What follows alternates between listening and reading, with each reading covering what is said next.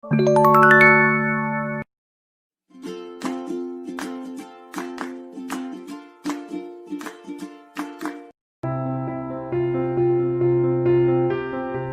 pertama yang kewujudan sebuah negara ialah kerajaan.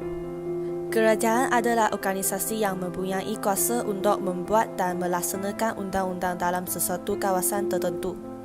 Kerajaan merangkumi semua badan yang mengubah, mentafsir dan melaksanakan sesuatu dasar demi pembangunan negara dan kebajikan rakyat. Pelbagaian bentuk kerajaan dan cara pemerintahan sesebuah negara adalah bergantung kepada sistem yang diamalkan oleh negara tersebut. Antara sistem-sistem yang diamalkan ialah demokrasi, monarki, oligarki dan aristokrasi. Malaysia mengamalkan sistem pemerintahan demokrasi berparlimen dan raja perlembagaan yang disesuaikan mengikut geopolitik dan demografi negara. Ketua bagi negara Malaysia ialah Yang di-Pertua Agong. Manakala pentadbiran eksekutif diketuai oleh Perdana Menteri Malaysia. Tiga badan utama akan memastikan pentadbiran dan pengurusan kerajaan Malaysia berjalan dengan lancar, iaitu eksekutif, perundangan dan kehakiman. Badan eksekutif berperanan untuk melaksanakan dan menguatkuasakan undang-undang, manakala badan perundangan berperanan sebagai pembuat dan pengubah undang-undang, dan badan kehakiman pula berperanan untuk mengadil dan mentafsir undang-undang.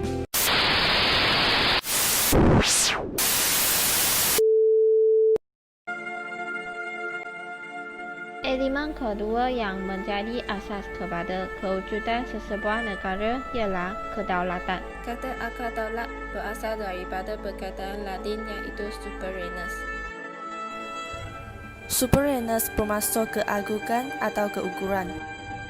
Kedaulatan sesebuah negara dizahirkan melalui kuasa untuk mengubah dan menguatkuasakan undang-undang. Tiada perikatan dengan mana-mana pihak dalam menentukan hala tuju pemerintahan dan bebas untuk bertindak. Pemilikan hak sepenuhnya ke atas pemerintahan sendiri dan mempertahankan maruah negara. Mercu tanda kedaulatan ialah kuasa, hak, merdeka dan maruah. Kedaulatan dapat dibahagikan kepada dua bahagian iaitu kedaulatan politik dan kedaulatan sah negara.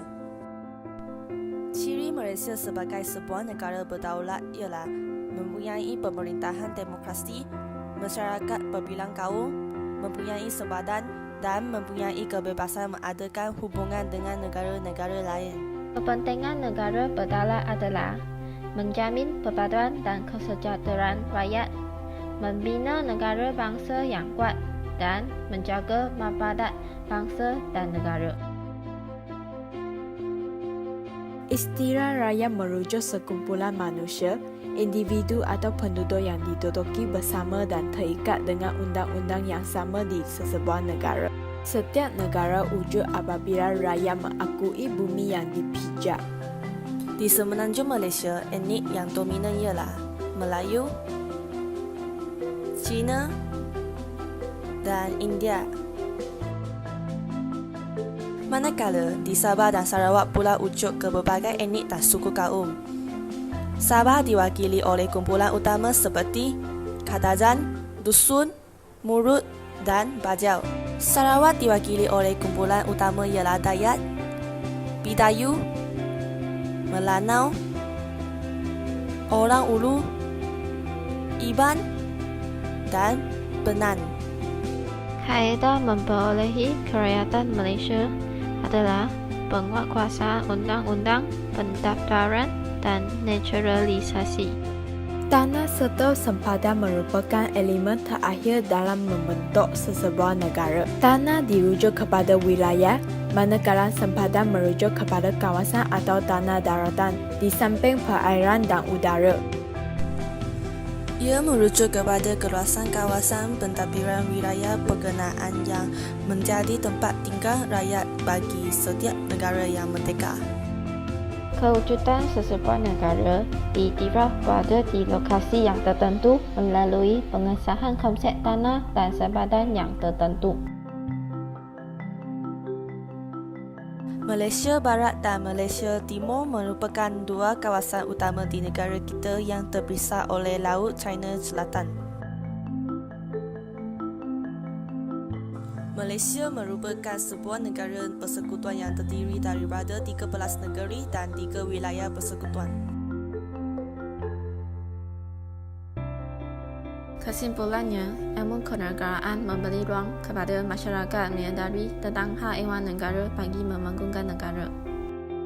Pembinaan negara dan juga bangsa amat penting bagi memastikan identiti nasional akan tercapai. Semangat perpaduan dan cinta akan negara bukan sahaja perlu difahami tetapi juga perlu diamalkan sepenuhnya. Oleh itu, pembinaan asas negara memerlukan pernyataan yang menyeluruh daripada setiap anggota masyarakat dan kerajaan.